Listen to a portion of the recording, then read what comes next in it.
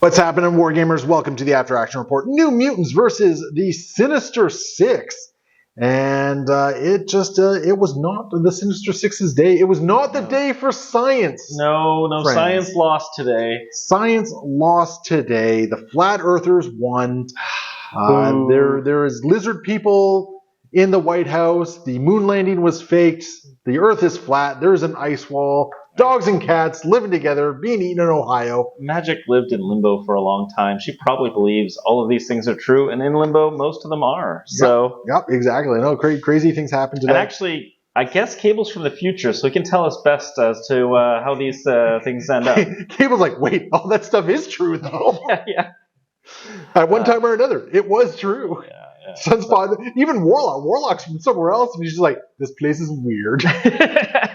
In fact, Sunspot's the only one who's sitting here kind of goes like, guys, no, this isn't right.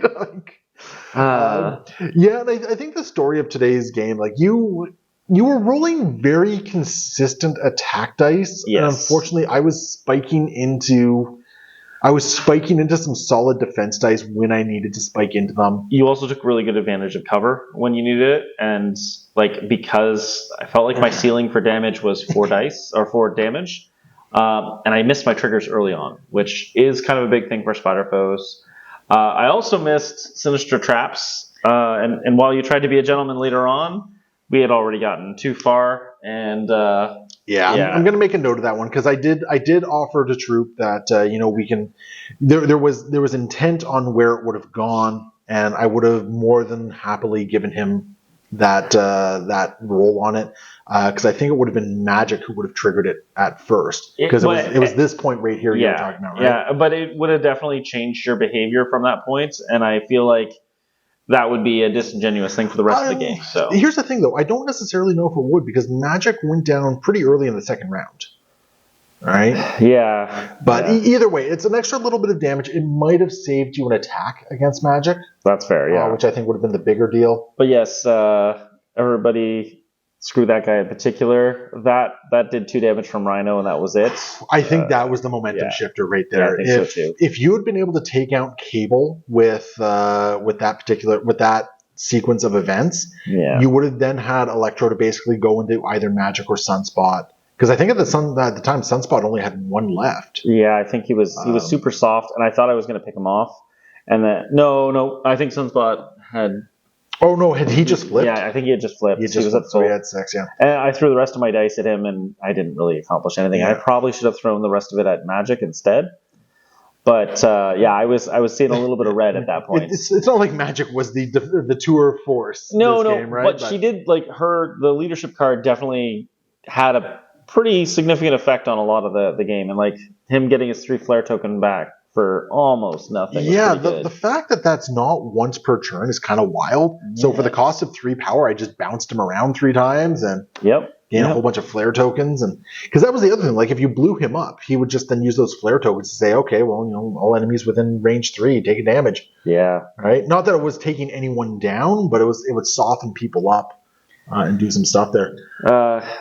Warlock was super solid, and I felt like he was an impenetrable wall for the most part. So I got one big shocker, shake him down on him, and that was the only attack that I really feel like I made a big impact, and it did take him to a sleepy spot. But I mean that one series of interactions where Doc Ock got really close, and Warlock was just like, all right, well I guess I'm gonna hit you with TO Talons. Yep. I'm gonna poison and bleed you. Because I think did he have to shake something as well? I can't remember. Or did he move?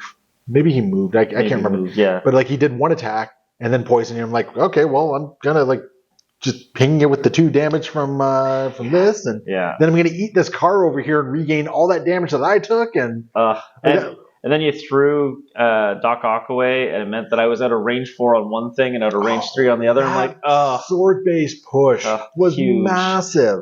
Because you were literally millimeters out. Yeah. And that was actually game changing because it meant that Doc Ock was never a good activation until the very end for a lot of instances. Yeah. And even if you were within range 3 of Warlock, I mean, maybe that means that Shocker wouldn't have had to go into Warlock, or he would have gone down a little bit earlier.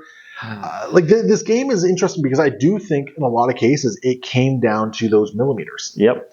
Yeah. And there was a few instances, like we measured a few attacks where it's like you are just out. Yeah. Right. And one of the things I thought about doing early on was just having Shocker be my last activation, and then go park him between Magic and Cable. I think I should have done that, even though he would have been at major risk. He actually would slow down your actual damage output. And it was supposed to be Shocker and Electro together. That was the plan at the start. And I decided to split it up because I felt like Rhino was going to need a little bit more support, and maybe Electro could flip over if he needed to. But then I threw the taco truck. Yeah, Rhino was actually a good character for you in this game. Like he held up really well. It took a lot of actions for me to take him down. Yeah. So yeah, no, and then that's the thing. Like I kind of feel like if Doc Ock had been able to show up and do his thing, this game would have been much closer. I think you're right. But like Doc Ock just getting knocked out of place allowed me to really kind of control a lot of the narrative on this one. I gotta say, I'm really happy. Sunspot, I feel like had a much better game than the previous one we ran him in. I agree. So I was very happy about that. Magic is Magic. I want to like Magic so badly, and she needs something. And the worst thing is, I look at her as the 3-threat she is, and she's not terrible. She just doesn't do enough things that you want in the game, right? So I'm also now looking at this, and Dark Child is range 3. Yeah, I could have Dark Child twice into Rhino that one turn. Oh no! Step. That's on me. That's right. That's on me. RTFC, right? Yep. Yeah. So, but yeah, Magic she feels a little too squishy, and now that she's a leader on top of that, right? Yeah. Oh boy. And like there are other 3-threat leaders like Miles who he's all about like he has built-in rerolls and stuff like that, and he's a fast guy that gets in and out if he needs to. She just doesn't have that kind of mobility comparatively, and which is weird because she has Limbo Step and she could be theoretically placing range 3. And like it's really weird. I feel like that range 2 builder just really slows her down considerably. Yeah, I agree. But otherwise, like I'm still going to keep using Magic. I really enjoy Magic as a character in this game, and I want to see her do really well. But yeah, like I got to say, like unfortunately, your team had a couple points where like they just didn't work together. Yeah, and unfortunately, I feel like that's just kind of like how the dice came down this game. Yeah, I kind of feel the same way. Whereas like I feel like the New Mutants kind of came together and did what they were supposed to do. Like Warlock, as you said, was just a brick. Yep. Right? Like I sent 2 guys over there, and I was like, well, they're not going to win this fight. Well, the fact that like Sunspot was just like, I'm just going to bugger off. Yeah, I'm going to go steal your point. You guys can stay here. Yeah, and Warlock just continued to hold on to them. I'm really surprised by Warlock.